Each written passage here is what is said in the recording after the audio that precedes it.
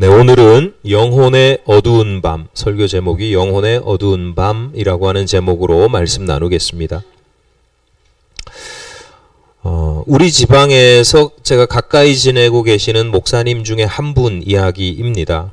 이 목사님은 지금 사모님하고 결혼하기 전에 청년 시절에 지금 사모님하고 결혼하기 전에 연애를 9년 했어요.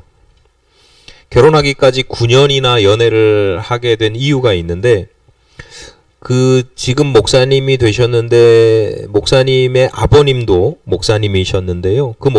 아버님 목사님이 평소에 굉장히 검소하시고, 그리고 옛날 많은 분들이 그러하긴 했지만, 없는 살림에도 많이 베풀면서 사셨어요.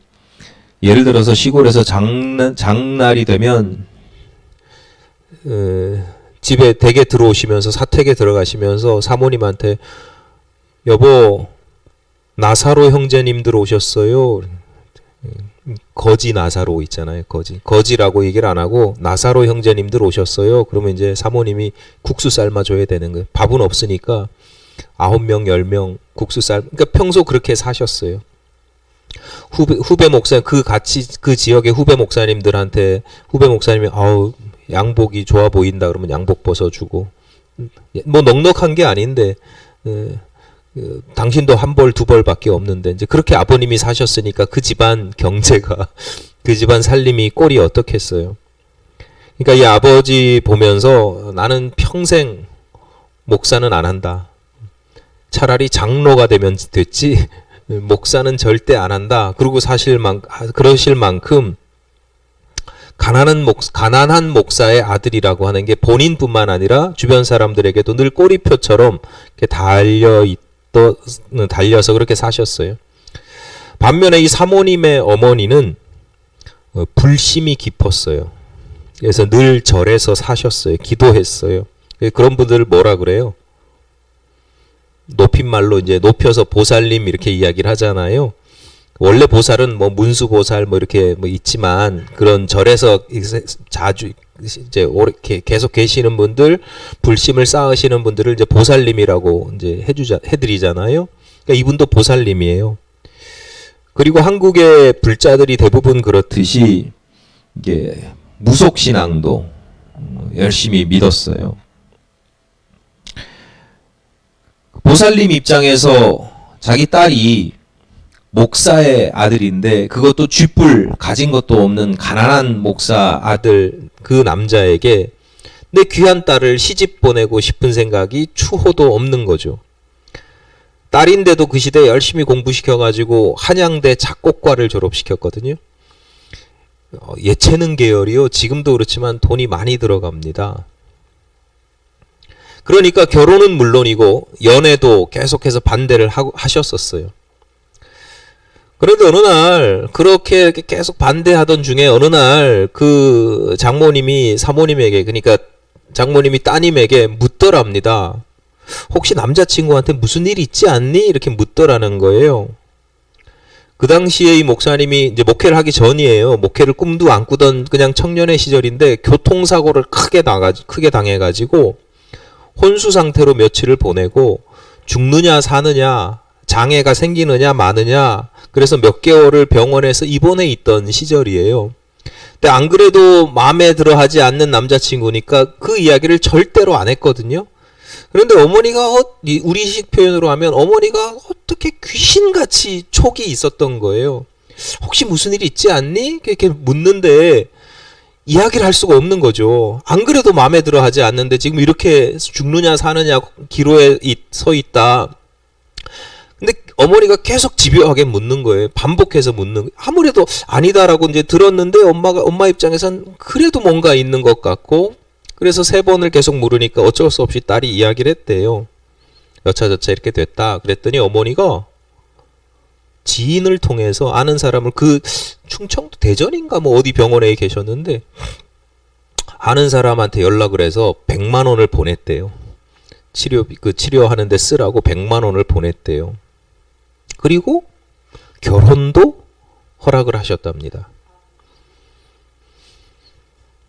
이상하죠? 이 조건이나 상황이 절대로 좋아지지 않았잖아요. 오히려 악화됐잖아요. 더 나빠졌잖아요. 이제 자기 딸이 평생 장애인 남편을 수발할 수도 있게 되는 상황이거든요. 왜 그랬을까요? 나중에 물어봤을 거 아니에요. 어떻게 왜 그랬냐고, 어떻게 된 거냐고. 어머니가 뭐라고 대답했는지 아십니까? 계룡산 도사한테 물었대요. 남자친구가 이렇게 있는데 어떻게 해야 되냐고. 그랬더니 계룡산 도사가 꼭 결혼을 해야 된다고 이야기를 했답니다. 그리고 그 말 한마디에 결혼을 허락했습니다. 지금 잘 살고 계시고요. 목사님이 뒤늦게 목회하겠다고 신학을 공부할 때 사모님이 온갖 정말 굳은 일들을 다 하시면서 식당에서 참모하시면서 다 학비를 대고 뭐 지금도 마찬가지 그렇게 살아요. 근데 행복하게 잘 살고 계세요. 여러분 생각해 보세요. 그 목사님 표현이 이래요. 여러 목사님들이 계신데 이렇게 이야기를 합니다. 목사님들 가난한 목사 아들과 보살딸이 결혼한 썰 한번 들어보실래요? 이러면서 이제 이야기를 하셨어요. 여러분 이 얘기 들으면 무슨 생각이 드세요? 도대체 이 불가능할 것만 같은 결혼이 이게 성혼이 된 이유가 뭘까요? 계룡산 도사는 왜 도대체 결혼을 하라고 했으며 장모님은 또 왜 그때까지 절대 안 된다고 하다가 또 계룡산 도사의 말을 듣고 왜 그대로 믿고 순종합니까? 목사님이 이 이야기를 전하면서 자기는 아주 신앙심이 깊은 무속신앙이나 이런 사람들 다 인정해 준대요. 도대체 그 가운데 하나님의 섭리는 어디까지예요? 하나님께서 장모님의 마음을 움직이신 거예요? 아니면 하나님께서 그 계룡산 도사를 사용하신 거예요? 아니면 이 모든 게 어쩌다가 우연히 일어난 일이에요? 깊이 생각하면 생각할수록 왜 어떻게 이렇게 됐지? 라고 생각하면 이게 이해할 수가 없는, 이해하기가 굉장히 힘든 일입니다. 중요한 건 그런 이해할 수 없는 일들이 종종 일어납니다. 여러분 우리가 그 목사님이 가난한 목사 아들이 보살딸과 결혼한 썰 그거 정말 아주 특이한 케이스야, 특별한 케이스야, 이해할 수 없는 일들이 뭐 아주 어쩌다 한번 일어나지 이렇게 생각하기 쉬운데요. 여러분 가만히 생각해 보면 우리 일상에서도 이해할 수 없는 일들이 굉장히 많습니다. 제가 예를 하나 들어드릴게요. 지난번에 목회자 아카데미를 제주도에서 하면서 참여하신 목사님이 한 8, 9분 정도 되는데 이왕 제주도에 왔으니 가까운 산행을 한번 해보자. 그래서 산자락 아래에 갔어요. 그러면 8, 9명 중에 산행을 좋아하시는 분들도 있고 저 같은 사람은 별로 안 좋아하거든요. 싫어하는 사람들도 있잖아요. 저 같은 사람들도 있단 말이에요. 그러면 산행을 시작하는 그 입구에서 다 같이 오긴 했는데 이 입구에서 산 타는 걸 굉장히 좋아하시는 분들이 뭐라고 이야기를 하냐면 도대체 이렇게 산에 와서 정상을 찍고 가지 않는 사람을 도무지 이해할 수 없습니다. 이렇게 이야기를 해요. 여기 산 좋아하시는 분들 중에 그런 분들 계실 거예요. 맞아. 왜 여기까지 와가지고 왜 산을 그 1시간만 그 주변만 돌아다녀? 정상을 찍어야지. 도대체 이 산자락 아래서 깔짝깔짝거리는 게 도무지 이해하려고 해도 이해가 안 되는 분들이 있어요. 그러니까 다른 분은 뭐라고 그래요? 저 같은 사람은 아니 어차피 다시 내려와야 되는데 그걸 굳이 힘들게 굳이 꼭대기까지 올라가려고 하는지 도무지 이해할 수 없다라고 이야기를 하는 거죠. 목사님들이고 서로 친분이 있으니까 서로 배려하면서 적당한 선에서 양보하고 타협해서 그럼 오늘 일정이 이렇게 되니까 뭐 1시간만 또는 1시간 반만 이렇게 코스 정해서 올라갔다 옵시다. 그래서 산 올라가고 싶어하는 사람도 배려하고 올라가기 싫어하는 사람도 배려해서 어느 정도 적당한 선에서 타협하면서 가벼운 산행을 하고 내려왔지만 따지고 들어가 보면 왜 도대체 산에 올라가려고 하는지 왜 산에 와서 안 올라가려고 하는지 이게 서로 이해할 수가 없는 거예요. 어느 목사님이 같이 차를 타고 가는데 저한테 그런 이야기, 갑자기 그런 이야기를 하는 거예요. 무슨 이야기 끝에 당신 사모님이 너무너무 신기하대요. 신기하다고 표현해요. 왜요? 그랬더니 드라마를 볼 때 어디서부터 보더라도 상관이 없대요. 그러니까 요즘은 드라마를 이렇게 TV로 보는 게 아니라 무슨 인터넷이나 이렇게 보면 중간중간 뭐 끝에서도 볼 수 있고 중간에서부터 볼 수 있고 드라마가 16부작이면 뭐 마지막 16부를 먼저 볼 수도 있고 하잖아요. 사모님이 그러신다는 거예요. 그 모습이 너무 신기하대요. 그래서 저도 그랬어요. 우리 집사람도 그렇습니다. 급하면 결말부터 먼저 보거든요. 결말 보고 이렇게 봐요. 남자들은요 도무지 이해할 수 없는 일이에요. 결말을 보고 나면 앞에 게 보는 게 의미가 없어요. 근데 여자들은 저희 아내나 그 목사님, 뭐 여자들이라고 다 같은 건 아니지만 그 목사님 사모님 같은 경우는 끝을 먼저 보더라도 같은 영화를 끝을 먼저 보고 앞을 봐도 전혀 이상하지 않은 거예요. 재밌게 의미 있게 행복하게 보고 심지어 같은 드라마나 같은 영화를 반복해서도 본단 말이에요. 저는 같은 걸 잘 못 봐요. 제가 같은 영화를 한 3번, 4번 본 게 있는데 아주 유일하게 하나 그것만 있고 없어요. 어쨌거나 그 목사님과 저는 그런 사모님들을 도무지 이해할래야 이해할 수가 없는 거죠. 이해할 수 없는 일들 많아요. 도무지 우리는 이해할 수 없는 세상을 살아가요.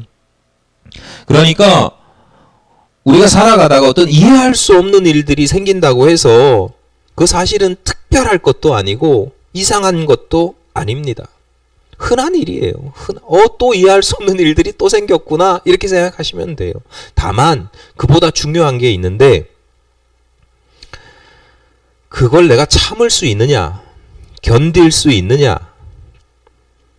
도무지 참고 견디기 어려운 경우가 있거든요.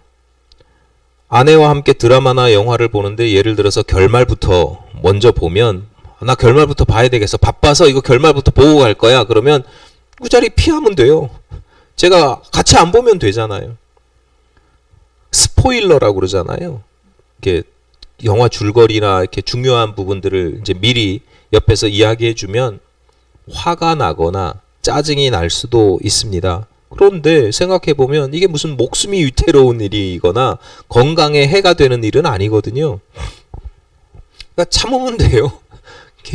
화가 나도 참으면 되고 견디면 되고 또 저러는구나 그러면 돼요. 산에 올라가고 싶으면 올라가기 싫은 사람 굳이 막 왜 안 올라가 이럴 필요 없이 같이 올라가기를 좋아하는 사람들하고 같이 올라가면 되는 거고요. 뭐 싫어하면 안 올라가면 되는 거고 적당히 타협하면 되죠.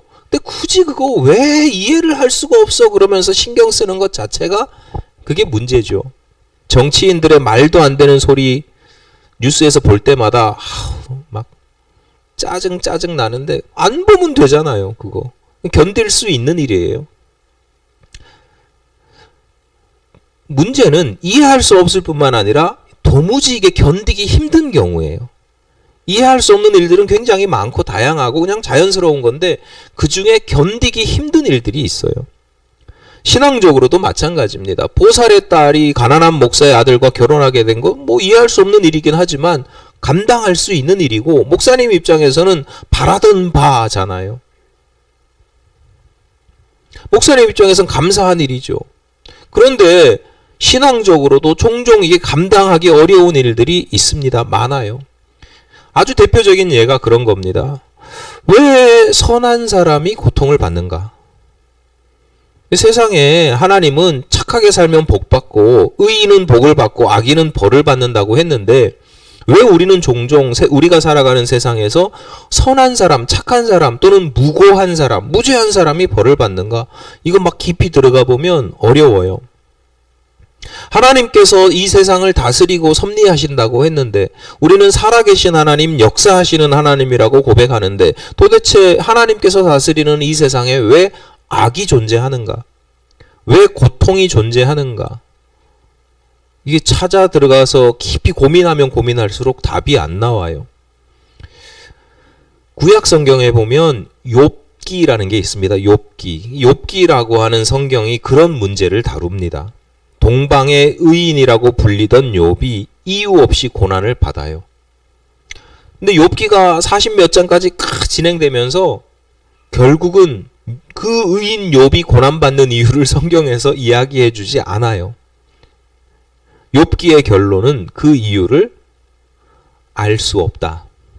인간의 능력으로 알 수 없다. 알려고 하지 마라. 이런 식으로 결론이 나요. 더 정확하게 이야기하자면 그 이유를 함부로 너희들의 짧은 생각으로 함부로 판단하거나 재단하지 말아라. 뭐 이런 주제죠. 욥기도 마찬가지예요. 여러분 지금 욥이 남의 일이니까 남이잖아요. 욥이 남이니까 그 남의 이야기, 욥의 고난이라는 게 남의 이야기니까 뭐 큰 문제가 없어요. 그런데 그게 내 이야기라고 생각해 보세요. 내 가족의 문제라고 생각을 해보세요. 성실하게 예를 들어서 어제도 남성교회 모여서 잠깐 그런 얘기했지만 성실하게 가정을 위해서 열심히 일하고 했는데 어느 날 갑자기 공장에서 뭐 기계가 잘못돼서 죽었어. 그런 일이 나나 내 가족에게 내 가까운 사람에게 일어난다고 생각해 보세요. 그 이해할 수 있는 일이고 감당할 수 있는 뭐 그럴 수 있는 일이야 뭐 그러고 넘어갈 수 있겠어요? 세상에는 이해할 수 없는 일들이 많아. 그러고 넘어갈 수 있겠냐고. 오늘 우리가 읽은 본문도 마찬가지입니다. 쉽게 이해할 수 없는 일이면서 또 감당하기 힘든 사건을 하나 기록하고 있습니다. 이스라엘 역사에서 가장 악한 시대를 꼽으라 그러면 그 대명사처럼 꼽히는 사람이 아합이라고 하는 왕이 다스리던 시절이에요. 그래서 아합과 그 아내 왕비 이세벨이라고 이제 세트로 묶여가는데 아합과 이세벨 시대를 가장 악한 시대라고 봅니다. 하나님께서 그 시대에 선지자 엘리야라고 하는 선지자를 세워서 당신의 살아계심을 이 악한 시대에도 당신이 살아계시고 역사하심을 보여주십니다. 영적으로 가장 어두운 시절, 그래서 어둠이 막 가득하던 시절에 어떤 누구도 촛불을 들지 못하던 시절에 촛불을 들면 바람 불어서 꺼버리니까 촛불을 들지 못하던 시절에 엘리야는 횃불과도 같이 아주 큰 불을 들었던 사람입니다. 횃불 같은 엘리야의 모습을 보여주는 장면이 오늘 우리가 19장을 읽었는데 바로 앞장인 18장에 나옵니다. 엘리야가 바알 선지자 450명과 대결합니다. 야, 우리 서로 자신의 신에게 기도해서 하늘에서 불이 내리게 하자, 내기하자. 그래서 결국은 엘리야가 이겨요. 내기에서 이기니까 엘리야가 450명의 바알 선지자들, 모여있는 바알 선지자들을 한 칼로 모두 쳐서 죽여버립니다. 저기 이스라엘에 가면 그 장소였을 것이다 라고 하는 곳에 엘리야 석상이 있거든요. 그 석상을 보면 참 칼을 하나 탁 들고 있는데 칼이 이렇게 휘어져 있어요. 그러니까 한 칼로 450명을, 그러니까 그렇게 묘사를 한 거죠. 엘리야는 바알이라고 하는 신도 두려워하지 않고 그 신을 섬기는 450명이나 되는 숫자, 그 숫자도 두려워하지 않습니다. 사실 처음에 엘리야가 바알을 섬기는 선지자 450명뿐만 아니라 아세라라고 하는 신이 또 있거든요. 그 아세라라고 하는 신을 섬기는 이들에게도 제안을 했어요. 그러니까 우리 내기하자라고 제안을 받은 사람들이 총 850명입니다. 싸움 좀 한다는 사람들이 우스갯소리로 몇 대 1로 싸웠다 뭐 이렇게 얘기하잖아요. 야, 내가 17대 1로 싸웠어 뭐 이런 얘기 하잖아요. 엘리야는 850대 1의 싸움을 제안할 정도로 깡이 좋았어요. 당당했어요. 우리식으로 표현하자면 믿음이 좋았어요. 대단한 믿음이죠. 우리 하나님은 살아계시고 역사하시니까 저 850명 바알, 아세라 아무것도 아니야 이렇게 생각했단 말이에요. 그런데 그게 바로 18장에 나와요. 그런데 19장 오늘 본문에서는 갑자기 이런 엘리야의 모습과는 정반대의 모습이 나타납니다. 이런 일들이 있었다라고 하는 소식을 들은 아합 왕의 아내인 이세벨이 엘리야에게 사신을 보내요. 사신을 보내서 대신 이야기합니다. 내가 내일 이맘때에는 반드시 네 생명을 저 사람들, 그러니까 죽은 한 칼에 쳐서 죽임을 당한 바알 선지자 저 사람들 중 한 사람의 생명과 같게 하리라. 엘리야는 아직 이세벨의 공격을 받지 않았어요. 협박하는, 위협하는, 경고하는 말 한마디. 내가 이세벨 같으면 그냥 군사들 보내서 죽이지. 그럼 미리 뭘 이렇게 예고를 했는지 모르겠어요. 어쨌거나 협박하는 소리를 전에 듣기만 했을 뿐이에요. 생각해 보세요. 엘리야가 이런 식의 경고나 협박을 지금까지 한두 번 들었겠습니까? 평소 같으면 이런 협박이나 경고를 들어도 에이 겁 많은 개가 크게 짖는 법이야 이러고는 그냥 무시할 수도 있었던 거예요. 850명의 우상 숭배자들 앞에서도 전혀 주눅들지 않았던 엘리야였는데 한 여인의 이야기를 듣고 그리고 갑자기 이 사람이 주눅이 들어요. 무서워서 도망을 갑니다. 낭망에 빠집니다. 본문 4절입니다. 자기 자신은 광야로 들어가 하룻길쯤 가서 한 로뎀나무 아래에 앉아서 자기가 죽기를 원하여 이르되 여호와여 넉넉하오니 지금 내 생명을 거두시옵소서 나는 내 조상들보다 낫지 못하니이다 하고. 그래서 광야라고 하는 건 이스라엘 국경 아래쪽 제일 남쪽 뜨거운 곳이에요. 제일 남쪽 사람이 사는 제일 남쪽까지 가서 같이 간 사화는 거기 머물러 있으라 그러고 그러니까 하루를 걸어갈 수 있는 길만큼 걸어서 죽음의 장소인 광야로 들어가서 거기서 로뎀나무 아래에서 하나님 차라리 날 죽여주세요. 이쯤 하면 됐습니다. 어떻게 보면 하나님을 원망하는 거예요. 하나님 쓰신다고 해서 내가 이렇게 쓰임 받았고 내가 이렇게까지 했는데 이게 뭡니까? 굉장히 낭망하고, 그러니까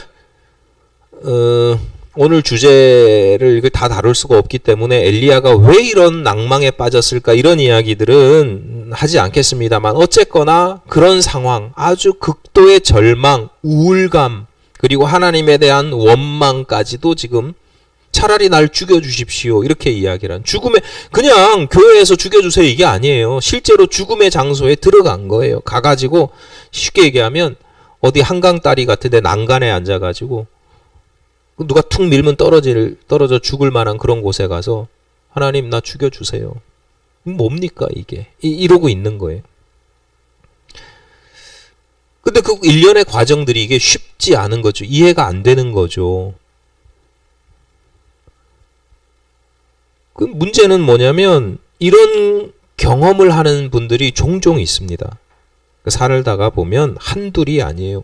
우리가 몰라서 그렇지 그런 걸 내색을 안 해서 그렇고 그래서 잘 몰라서 그렇지 여러분 바로 옆에 있는 분이 그럴 수도 있어요. 그러니까 이 정도까지는 아니더라도 이런 비슷한 이 상황들을 경험할 수 있어요. 믿음이 없거나 믿음이 부족한 사람이 낙심하고 절망하고 하나님을 원망하는 거 그럴 수 있어요. 그런데 심지어 신앙도 좋았어요. 아주 뜨겁고 하나님 체험도 하고 늘 은혜 안에 거하면서 박수치고 찬송하면서 늘 기쁘고 즐겁게 살아가던 사람들이 어느 날 갑자기 낭망합니다. 그 신앙이 아주 차갑게 식어져 버립니다. 우울해집니다. 살아가는 것에 대해서 아무런 재미도 없고 의미도 찾지 못합니다. 처음부터 그랬던 사람들이 아니라 잘 살아가고 거룩하게 살아가고 행복하게 감사하게 살아가던 사람이 찬송하면서 살아가던 사람들이 어느 날 갑자기 왜 사는지 모르겠어요.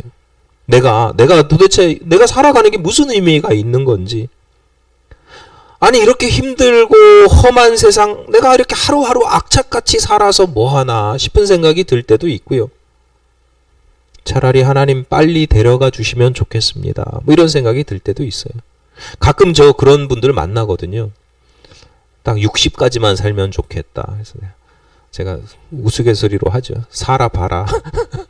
60 한참 멀은 것 같지? 살아봐. 죄송합니다. 지나신 분들에게. 뭐 그런 예를 들은 거예요. 난 70까지만 50까지만 건강하게 살다 갈 거야. 웃기는 소리하고. 하나님 빨리 데려가 주시면 좋겠다는 생각이, 잘 살던 사람이 갑자기 그런 생각이 막 들어요. 그런데 아주 커다란 사건 사고를 경험하는 게 아니고 아주 사소한 말 한마디에 넘어지기도 하고 아주 작은 사건 하나에 그렇게 쓰러지기도 합니다. 평소에는 그냥 대수롭지 않게 넘어가던 일이 그날따라 이상하게 마음에 걸리고 그 마음에 걸려서 넘어진 다음에 일어나지를 못하는 그런 경우들이 종종 있습니다. 엘리야와 같은 경우가 있어요.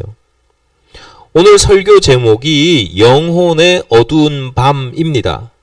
빌려온 표현이에요. 16세기 십자가의 성 요한이라고 불리던 한 수도사가 있었는데 이분이 이런 표현을 했어요. 영혼의 어두운 밤 또는 영혼의 깊은 밤, 이렇게 번역을 합니다. 이후로 많은 기독교 신비주의자들이나 영성운동가들이 이런 엘리야와 같은 비슷한 일들, 비슷한 현상들을 영혼의 어두운 밤이라고 표현을 합니다.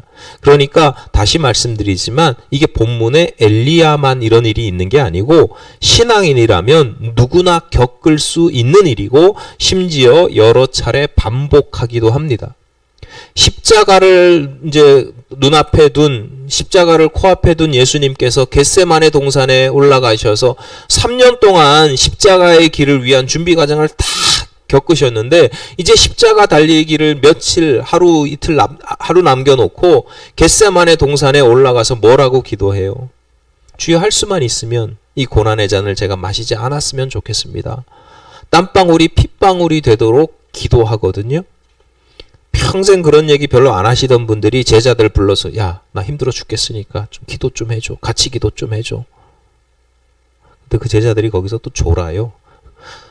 예수님의 그 심령의 상태도 헤아리지 못하고 얼마나 사실은 더 기운 빠졌겠어요. 어쨌거나 예수님도 그렇게 영혼의 깊은 밤을 경험하시죠.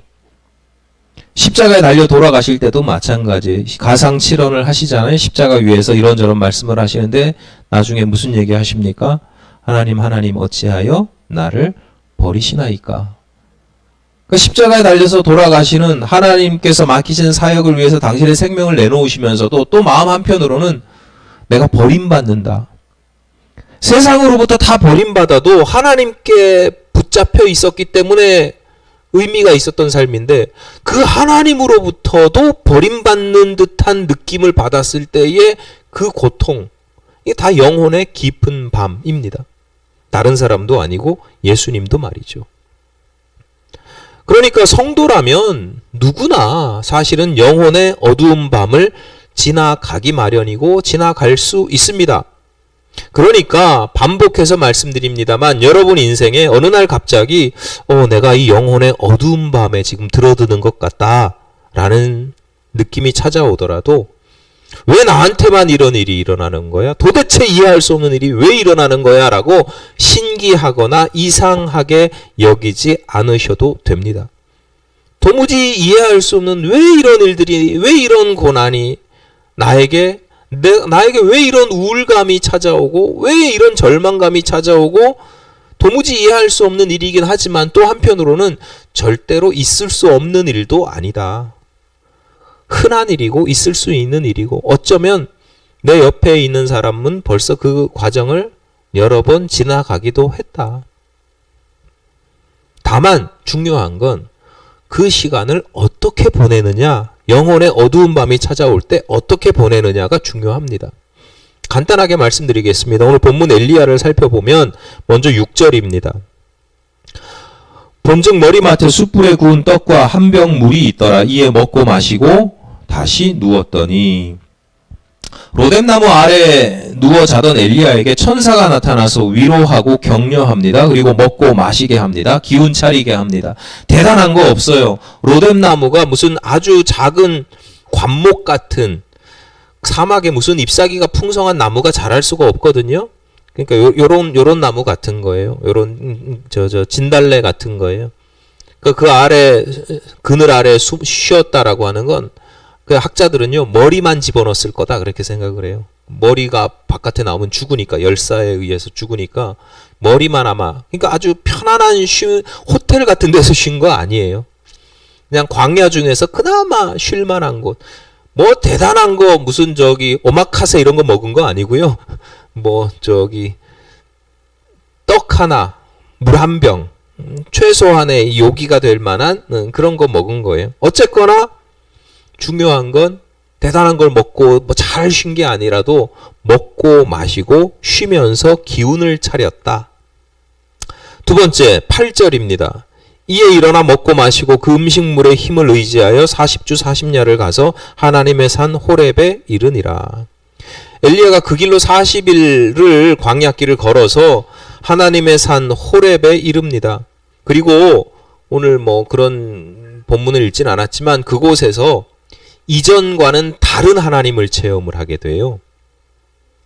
이전까지 엘리야가 경험한 하나님은 강한 바람, 불, 지진 같은 하나님이었어요. 그러니까 바로 18장에서도 그런 거잖아요. 기도했을 때 하늘에서 불이 떨어지거든요. 하늘에서 불이 떨어진다는 건 너무 선명하고 충격적이고 세상을 다 뒤집어 흔들 만한 사건이잖아요. 그런 하나님을 지금까지 엘리야가 경험했다고 그러면 호렙산에 가서 동굴에서 만난 하나님은 세미한 음성 가운데, 그러니까 귀 기울여 듣지 않으면 들리지도 않을 만큼 아주 세미한 미세한 음성 가운데에서 말씀하시는 하나님을 경험해요. 지금까지 하나님은 강한 손으로 내가 어떤 문제가 있어요, 하나님 고쳐주세요, 뭐 해결해 주세요, 그러면 나타나셔서 그거 해결해 주시는 하나님이었다면 호렙산에서의 하나님은 절망과 고난 가운데 철저히 나 혼자밖에 없는 외로운 내 삶의 자리에서 손가락 하나 까딱하지 않으시고 대신 옆에서 들어주시고 함께 있어 주시고 함께 아파하시는 하나님을 그곳에서 경험하게 됩니다. 오늘 설교 주제가 아니라서 넘어갑니다만 어쨌거나 호렙산에서 엘리야가 경험하는 하나님에 대한 체험이 깊어져요.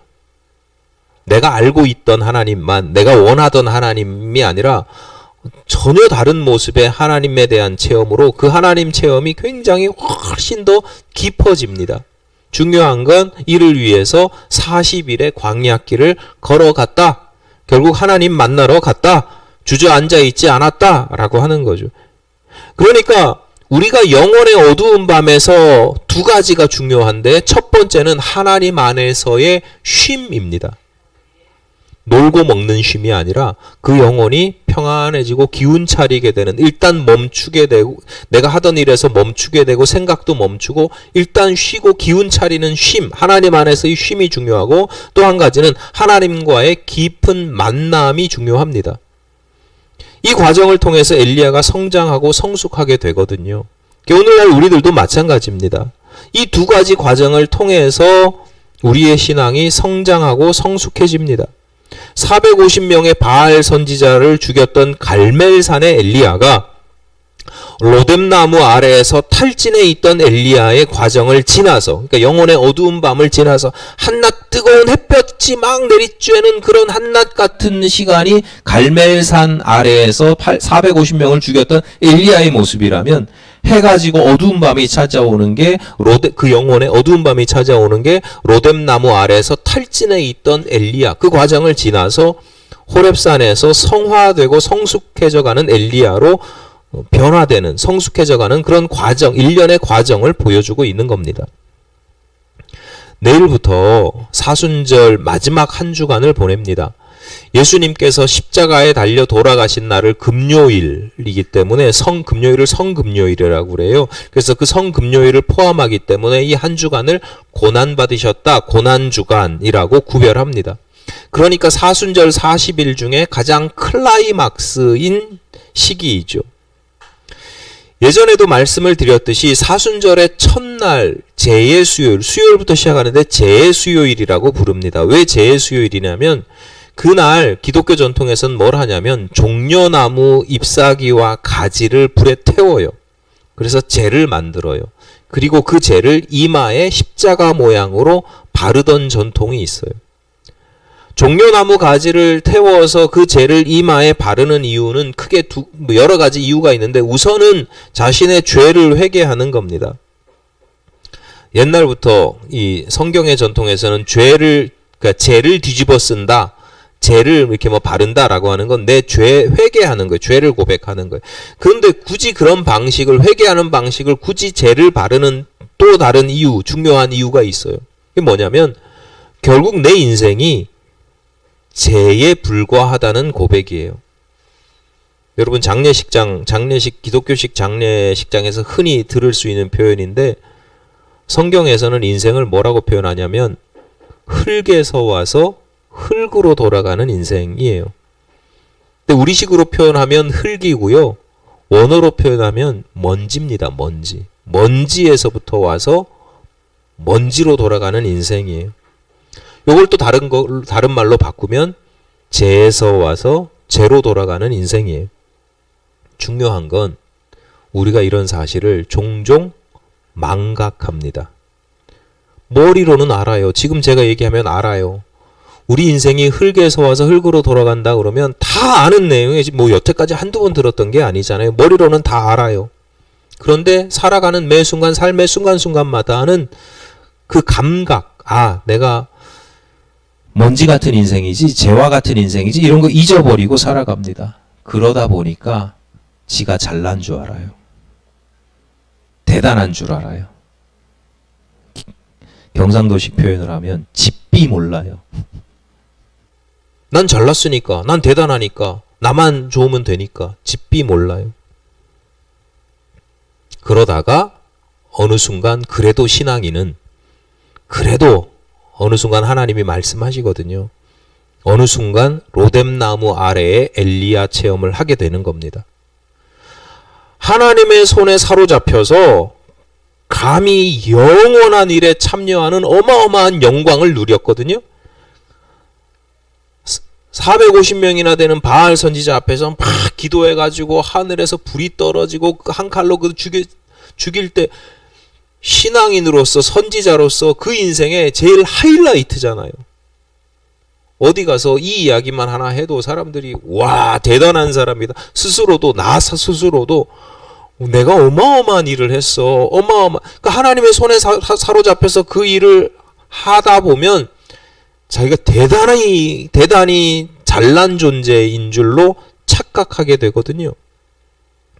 착각하게 만드는 영적 체험, 신적 경험을 누렸다가 그래서 스스로 대단한 줄 알다가 어느 한순간 보니까 내가 결국은 죄에서 와서 죄로 돌아가는 인생이라는 걸 깨닫는 거예요. 근데 이거 머리로는 뭐 그럴 수 있어라고 하지만 그 간극이 엄청나게 큰 거예요. 영광스럽고 화려한 자리에 있다가 갑자기 내가 아무것도 아니네 라고 할 때 그 간극이 엄청 큰 거예요. 마약 중독되는 사람들이 다 그런 거거든요. 마약하고 막 엄청난 엑시타시에 들었다가 갑자기 현실로 탁 돌아오면 견디질 못해요. 제가 예전에 공연 좀 했었거든요. 정기 공연 막 하면 막 화려한 무대와 조명과 시끄러운 그 음향 이런 것과 사람들의 박수와 갈채와 웃는 모습, 우는 모습 이런 거 막 보다가 그래서 뭐 어쨌거나 행사를 다 치르고 뒤풀이도 하고 집에 가서 아니면 기숙사 방에 가서 새벽에 혼자 그 초라한 침대에 눅눅한 침대에 누워가지고 잠자려고 탁 누워있을 때요. 찾아오는 허망함이요. 어마어마합니다. 연예인들 불쌍한 사람들이에요. 그러니까 계속 화려한 자리를 자꾸 찾는 이유가 그런 거거든요.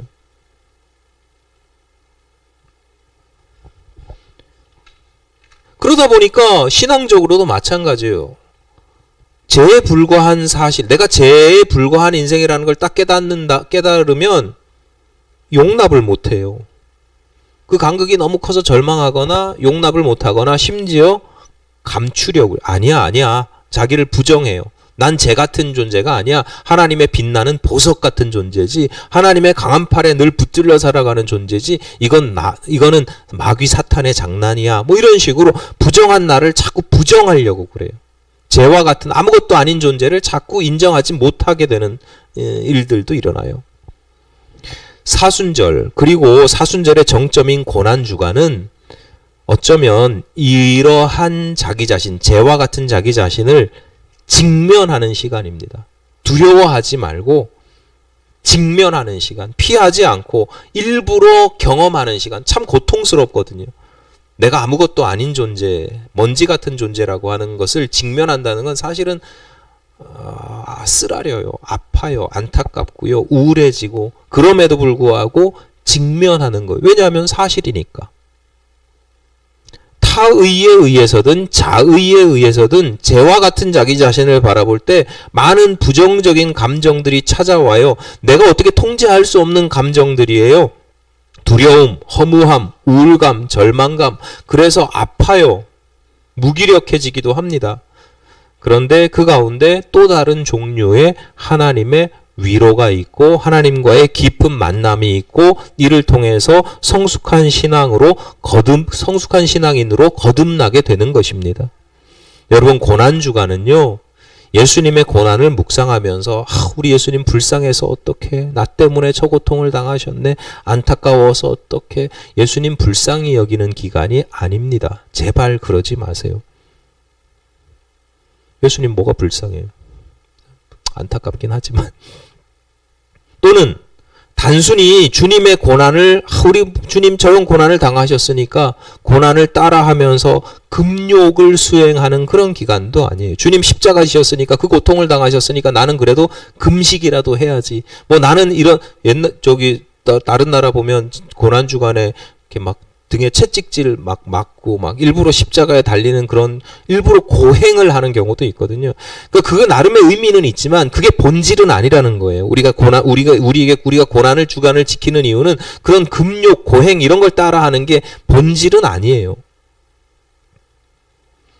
고난 주간의 본질은 뭐냐? 하나님 없으면, 내 인생에 하나님 없으면 아무것도 아닌 죄와 같은 자기 자신을 직면하는 시간이에요. 바라보는 시간이에요.